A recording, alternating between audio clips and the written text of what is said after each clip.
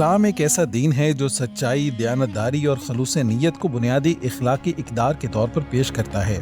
اسلامی شریعت میں زبان کے درست استعمال پر بہت زور دیا گیا ہے، کیونکہ زبان ہی کے ذریعے انسان اپنے دل کی بات دوسروں تک پہنچاتا ہے۔ اگر یہی زبان فریب یا مکروہ ہیلا کے لیے استعمال ہونے لگے تو معاشرہ بے اعتمادی، غلط فہمیوں اور نفرت کا شکار ہو جاتا ہے۔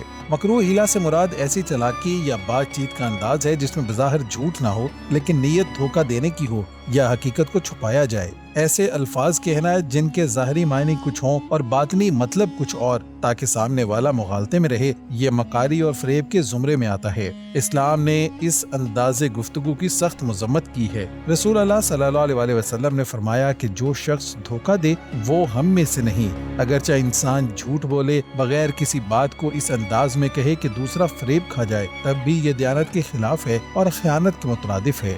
ایسے مکروہ فریب کا ایک مقصد یہ بھی ہوتا ہے کہ انسان شریعت کے کسی حکم سے بظاہر بچ نکلے، مگر در حقیقت وہی حرام کام کسی اور راستے سے کر لے۔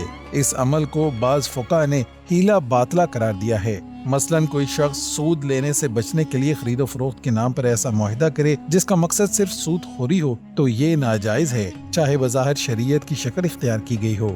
اسلام میں نیت کو بہت اہمیت دی گئی ہے۔ اگر نیت فریب کی ہو تو عمل بظاہر درست ہونے کے باوجود بھی قابل مواخذہ ہو سکتا ہے۔ اعمال کا دار و مدار نیت پر ہے اور مکروہ ہیلا دراصل نیت کے فساد کی علامت ہے۔